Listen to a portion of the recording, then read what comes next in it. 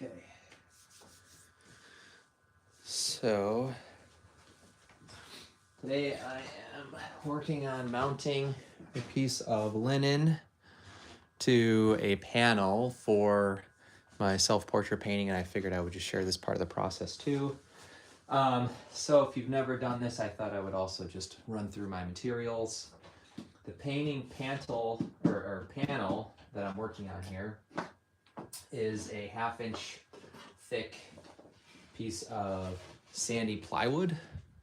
So you can kind of see part of that panel here on the top. And then I added a cradle with the same material on the back side just to help stabilize the panel once I start painting. And everything is as clean as I can get it down in my studio here in the basement. This has been sealed with golden GAC 100, which is a acrylic medium that can be used to help prevent oil penetration on surfaces for oil painting. So I've treated the panel with that to help seal it and add a little bit more longevity to the panel. I have my piece of linen here that I've already traced and cut down. I don't know how well you can see the line that I drew with graphite there. That way I knew how much of a border to leave on this loose piece of linen. This is going to be the top side of the linen, and this side here is going to be what I'll glue down. So I already have that flipped over. And I also have a printmaking ink roller here. This is clean. I've never used it for printmaking. I've only been using it so far to mount paper and linen like this. I might grab a different one actually to keep this one clean. And then I also use this rubber squeegee tool to help pull any air bubbles out of the linen. So I'll probably be using this today.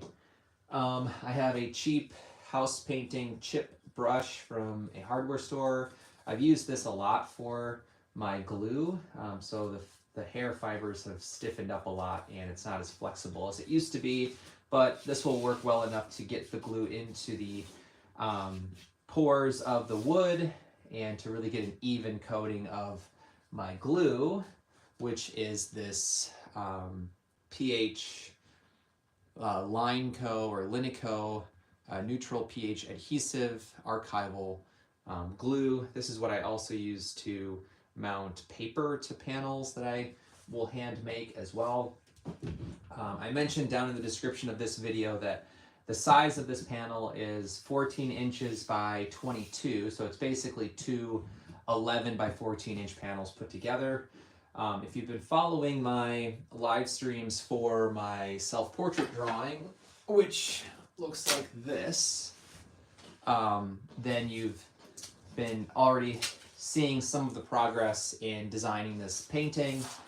I recently, the other day, was thinking about this and I thought it would be interesting to have two self-portraits on one panel and to just open up more space for the composition in the painting. So I decided to double this paper size, and I'll do a second drawing here over the next week, and hopefully by the end of next week I'll have my design figured out while the panel is starting to dry before I can actually make the painting. So today I just wanted to share this small step in the process of making the painting.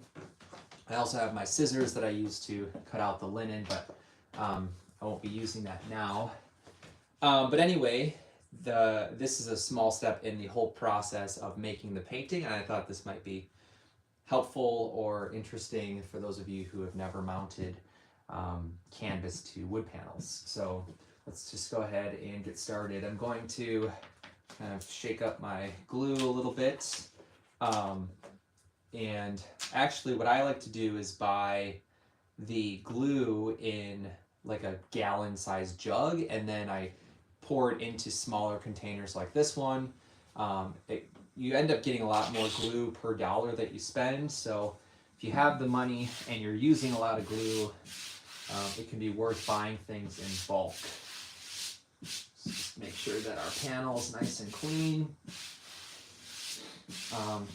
FYI, I also sealed this yesterday, so it's dried now for a whole day.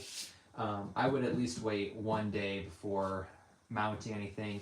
You might even want to wait up to 3 days, but the layer of glue that I put down was relatively conservative. I mean, it wasn't that thick, so it dried fairly quickly.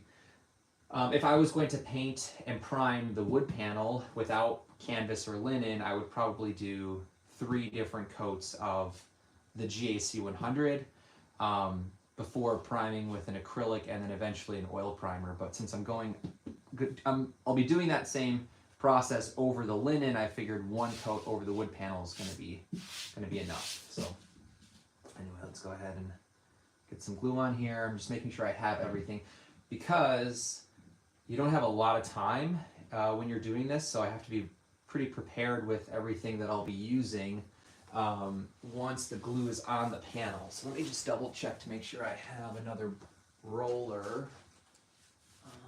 Let's see. Here we go. So I think I'm going to use this roller instead. It's a little bit wider since this panel's a pretty good size. And like I said, I was using the smaller roller for paper. I don't want glue on this small roller. Okay.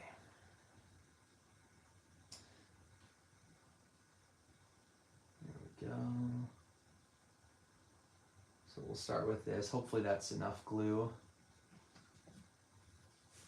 Just make sure that this is fairly clean here. And then, like I said, we're just going to spread this around and try to get as even of a coating as possible.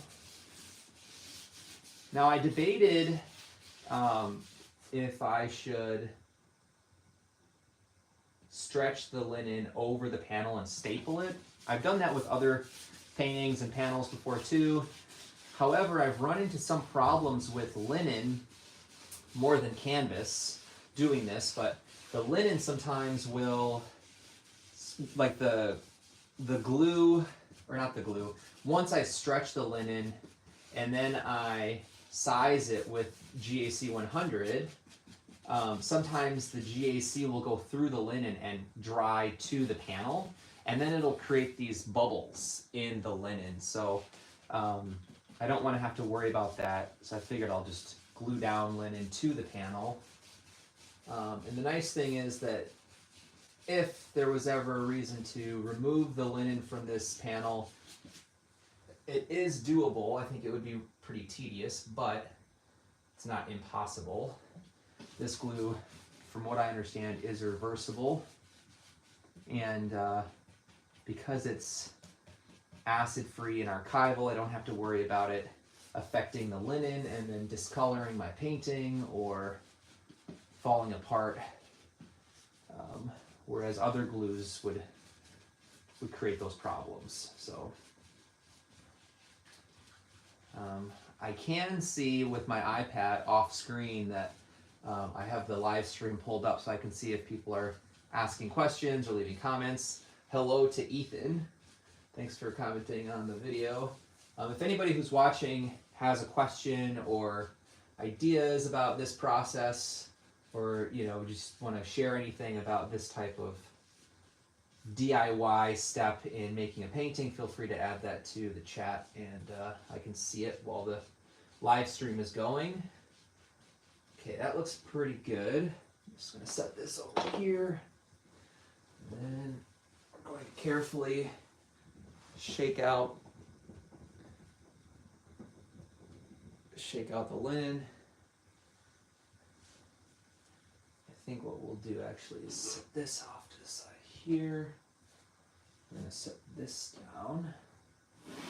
Try to flatten things out.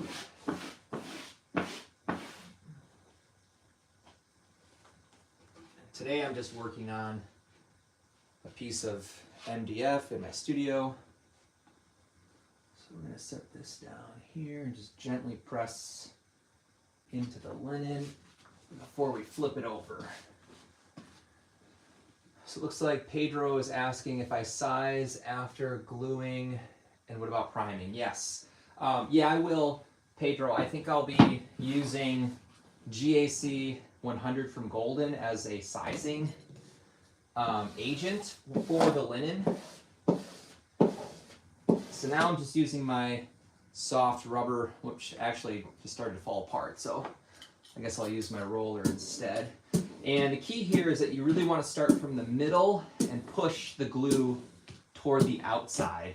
And this will help push out any bubbles that you have in the canvas or the linen. But to keep answering Pedro's question, once this is dry, I'm going to wait a day before I size this with the GAC 100, which is a polymer, like plastic-based medium from Golden. And then I'll let that dry for a few days before I gesso with a Utrecht acrylic gesso. I'll do probably 3 coats of the acrylic gesso, and then once that's dry all the way, I'll do a light sanding with water. And the water is just to help keep the acrylic dust particles from going into the air. I don't want to be breathing that stuff in, and I don't want it to end up, you know, in places it shouldn't end up, all of that dust, all those microplastics. And then once the acrylic gesso is dry and I sand it, then I'll go over that with 1 to 2 layers of an oil ground. And I've been using a titanium oil ground from Williamsburg that I really like a lot. I've had some nice surface qualities. Pedro's asking if I've ever tried rabbit skin glue for sizing. You know, I bought some and I really want to try it. I just don't have a double boiler. Maybe that's something I'll look into in the next few weeks. I don't think I'll use it on this painting probably, but I've been thinking a lot about that over the last 2 years because I don't like how much plastic I'm using in my process. I'm just going to grab a little bit more glue on the corners here. So I have run into problems where, you know, there might not be enough glue on the edge of the panel, especially after things dry. And then I'll just take a smaller brush and I'll feed more of my adhesive into those gaps, and I'll repress it down, and then I never have problems after that in the painting process. So we'll just keep pushing things down here. But yeah, I have some rabbit skin glue, like dried, not pellets, but like that kind of ground, dried out rabbit skin glue that at some point I'd like to try out as a sizing agent. Like I was saying, I don't like how much plastic I'm using currently in my process. And I would love by the end of this year to be like completely plastic free, because if I'm using the rabbit skin glue, then I don't think I'll have to use gesso, like a plastic acrylic gesso anymore. I can just go right into the oil ground from there. So that's on my bucket list for this year. I appreciate you asking about that, Pedro. Thank you. And you're welcome for doing this. So you can use 2 pots. The inner pot sits inside the other pot. Okay, cool. That's good to know that I don't actually need a double boiler. You're convincing me to try it out a lot earlier, so thank you. Yeah, maybe this week I'll give it a shot. We'll see. But is that what you typically do then for your ground? Once you have the RSG dry, do you then just go right over that with your oil ground?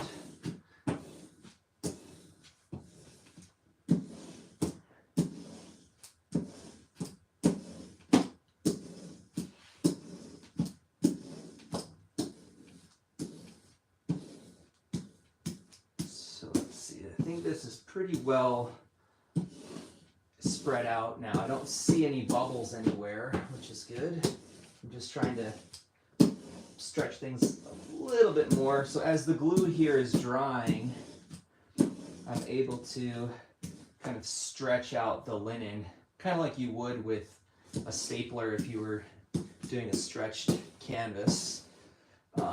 And then typically once this feels even enough and smooth enough, then I'll use another piece of wood and art books and lay that down on top of this.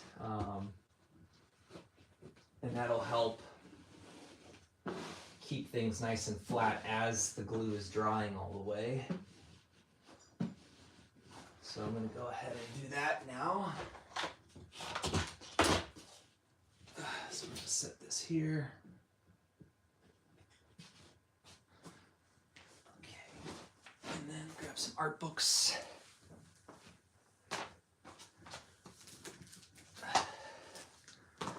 Just weigh it down.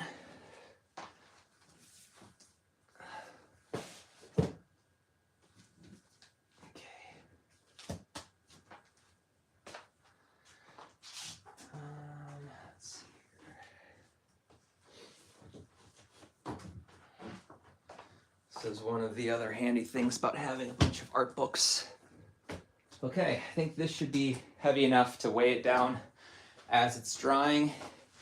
And then once I pull everything off and the linen and the glue is all set, I can flip it over and trim off the extra linen using an X-Acto, a really sharp X-Acto knife. And then from there I can start to do the sizing and priming for the rest of the process. So I'm just gonna read the chat one more time.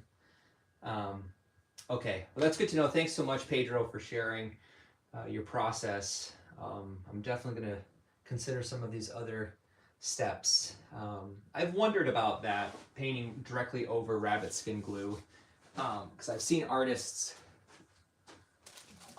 working over like just like the color of the linen, and I've always wondered if that was like a clear gesso or if it was just rabbit skin glue. So that's good to hear that that's a step that you can take. This is the rabbit skin glue that I have. You can see it's not opened yet. So this is what I will be trying out in the next few weeks probably. So we'll see what happens. And then my oil ground that I was talking about is from Williamsburg. So this is the oil ground I've been using.